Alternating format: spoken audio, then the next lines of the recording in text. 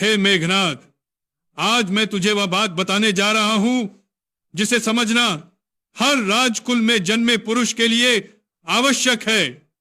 विवाह केवल प्रेम का विषय नहीं है, यह दो परिवारों की प्रतिष्ठा और दो वंशों के भविष्य का समझौता होता है।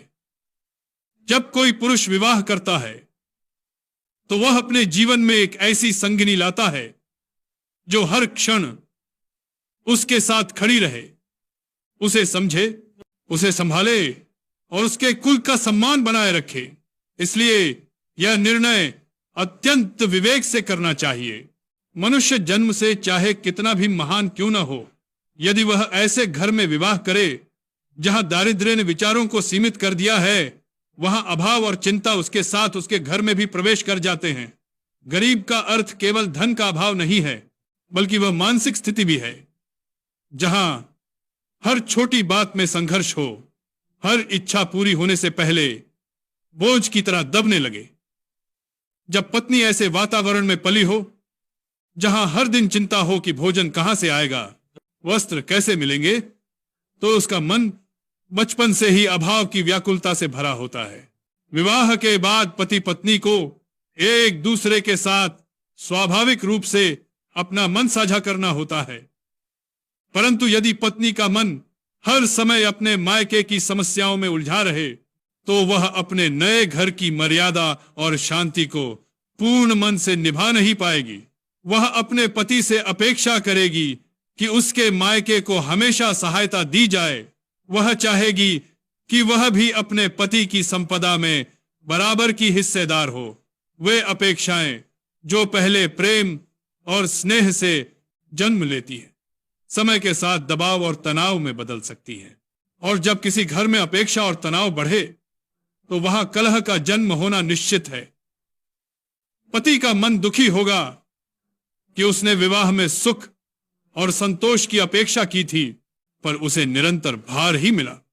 वही भार धीरे धीरे रिश्ते की जड़ें कमजोर कर देता है। गृहस्थ जीवन एक नाव की तरह है। यदि एक किनारा अत्यधिक बोझ उठाए तो नाव डगमगा जाती है।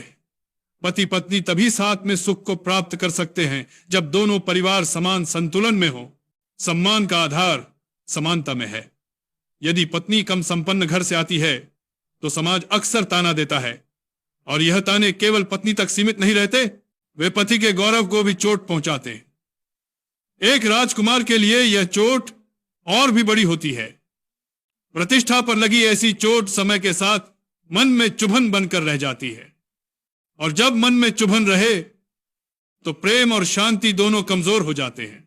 सुन मेघनाद, विवाह में केवल हृदय नहीं, विवेक भी आवश्यक है। जहां पत्नी का मन संपूर्णता से अपने नए घर में रम जाए, वही विवाह सफल होता है। परंतु यदि वह अपने अतीत की कठिनाइयों को अपने वर्तमान में बार बार खींच लाए तो घर में कभी सुकून नहीं रह सकता। जीवन भर की गृहस्थी को निभाने के लिए दोनों पक्षों में समृद्धि, संस्कार और सोच का मेल होना आवश्यक है। यही मेल एक दूसरे के प्रति सम्मान को जन्म देता है, और सम्मान ही प्रेम का सबसे मजबूत आधार है। धन केवल सुविधा नहीं देता, वह आत्मविश्वास देता है। जब परिवारों में आर्थिक समानता होती है तो दोनों पक्ष खुलकर एक दूसरे को समझते हैं। जब कोई कमी का भय न हो तो स्नेह खिलता है, लेकिन जब अभाव का डर खड़ा हो तो स्नेह भी कांपने लगता है। इसलिए विवाह ऐसा हो जहां किसी को यह महसूस न हो कि एक पक्ष केवल दूसरे के सहारे जी रहा है। तू युद्ध में कितना ही बलवान क्यों न हो, पर यदि गृहस्थ जीवन शांति से न चले तो विजय का आनंद भी फीका पड़ जाता है।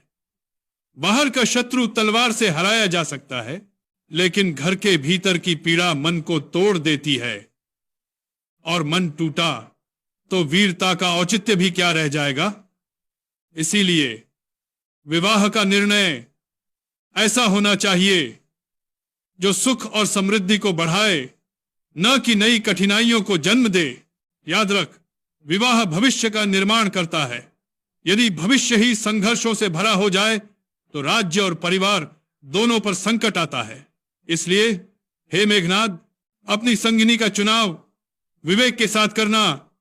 ऐसे कुल से पत्नी लाना जहां न केवल धन हो बल्कि उच्च विचार और संस्कार भी हो, जहां तू उसे सम्मान दे सके और वह तेरे सम्मान को बढ़ा सके, तभी तेरा वंश, तेरा राज्य और तेरा जीवन तीनों सुखमय रहेंगे। यही अनुभव, यही चेतावनी और यही मार्गदर्शन आज तेरा पिता तुझे दे रहा है।